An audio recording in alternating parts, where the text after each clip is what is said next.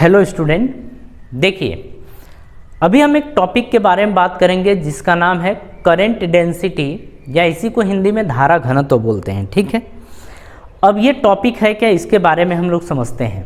ठीक, अगर हम इस टॉपिक की बात करें यानी धारा घनत्व करंट डेंसिटी की बात करें तो हम ये कहते हैं कि जैसे ये कोई क्रॉस सेक्शन एरिया है, इस क्रॉस सेक्शन एरिया से जो करंट पास होता है उसी को हम बोलते हैं करंट डेंसिटी।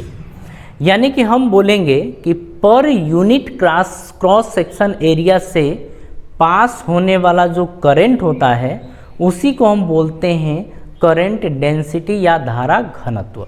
ठीक है, तो हमने क्या बोला कि इसका एरिया मान लीजिए ए है और इससे पास होने वाला जो करंट है वो आई है। तो अगर हम करंट डेंसिटी की बात करें तो जो करंट डेंसिटी मिलेगा वो करंट डेंसिटी को हम दिखाएंगे जे से, और जे बराबर होता है I by A. J equals to I by A. हम कहते हैं कि एक एरिया जो ए है इससे अगर आई करंट पास हो रहा है तो उसे ही हम बोलते हैं करंट डेंसिटी। क्या बोलते हैं? Current density. इसको आप दूसरे तरीके से भी लिख सकते हैं, I is equals to J ए। आप लिख सकते हैं जे ए या ए जे, और यहीं पर आप बोल सकते हैं I इक्वल्स टू, अगर ये देखिए ये आपका स्केलर फॉर्म में होता है, अदिश रूप में, ये आपका स्केलर फॉर्म में है। अगर हम इसको वेक्टर फॉर्म में लिखें तो हम लिखेंगे I equals to J vector dot A vector, हम ये बोलते हैं। और ये आपका होता है वेक्टर फॉर्म। कौन सा फॉर्म है? वेक्टर फॉर्म होता है। बात समझ में आ गई? अब एक चीज़ ध्यान से समझिएगा, मान लीजिए कि आपने ये क्रॉस सेक्शन एरिया ये लिया, ठीक है, और हम ऐसा मान लेते हैं कि ऐसे नहीं, आप कुछ इस तरीके से ले लिए। क्रॉस सेक्शन एरिया आप ये ले लिए, करंट आपका इस डायरेक्शन में फ्लो हो रहा है, करंट इस डायरेक्शन में है। अगर हम इसके परपेंडिकुलर बात करें तो परपेंडिकुलर जरा समझिएगा, मान लीजिए कॉपी है, अगर हम क्रॉस सेक्शन एरिया की बात करें तो ए वेक्टर यानी कि एरिया वेक्टर की बात करें तो इसके परपेंडिकुलर इधर की ओर होता है। ठीक है, ऐसे होता है। अगर ये एरिया है, अगर ये एरिया है तो इसके परपेंडिकुलर क्या होता है? Area vector. तो मान लीजिए अगर कुछ ऐसा कर दें तो एरिया वेक्टर भी तो ऐसे हो जाएगा ना, थोड़ा टिल्ट हो जाएगा, झुक जाएगा। तो अगर हमने कुछ इस तरीके से कर दिया तो एरिया वेक्टर आपका किधर जाएगा? ये गया। तो ये हम ले लेते हैं एरिया। मान लीजिए कि ये करंट है और इस करंट और एरिया के बीच का एंगल अगर थीटा है, क्या है? थीटा। तो ज़रा ये देखिए, तो ये क्या आएगा? तो अगर ये ए है तो थीटा के साथ होता है आपका ए कॉस थीटा। थीटा के साथ क्या होता है? ए कॉस थीटा होता है। और अगर देखा जाए परपेंडिकुलर में तो ये होता है ए साइन थीटा, लेकिन हमको इससे कोई मतलब नहीं, हमको मतलब इसी से है। ठीक है, अगर हमसे अब जे पूछता है तो लिखेंगे J equals to I by यहाँ पर ए कॉस थीटा। क्या लिखेंगे? A cos theta. और इसी की हेल्प से अगर देखा जाए तो I equals to J A cos theta आपका ये आ गया है। और आप सभी को पता है कि जब जब कॉस थीटा हटेगा तब तब क्या आ जाता है? डॉट आ जाता है। तो यहीं से हम इसको दिखा रहे हैं, ये प्रूफ कर रहे हैं कि यहाँ पर डॉट कैसे आया है। ठीक है, ये बात समझ में आ गई? देखिए अगर मान लीजिए छोटे से हिस्से की, अच्छा छोटे से हिस्से नहीं, अपने को इतने नहीं की ज़रूरत है। ठीक है, अब हम इसके यूनिट की बात कर लेते हैं कि इसकी यूनिट क्या होगी। ठीक है, उसके पहले हम आपको ये फिर से बता दें कि करंट डेंसिटी को हम दिखाते हैं जे से, धारा घनत्व को किससे दिखाया जाता है? जे से। ठीक है, यहाँ पर आई क्या होता है? आपकी करंट होती है। एरिया क्या होता है? क्रॉस सेक्शन एरिया होता है। ए क्या होता है? Cross section area. ठीक है, अभी हम लोग बात करेंगे, बट अभी एक चीज़ देख लेते हैं कि जो जे होता है ये एक वेक्टर क्वांटिटी है। कैसी क्वांटिटी है? वेक्टर क्वांटिटी है।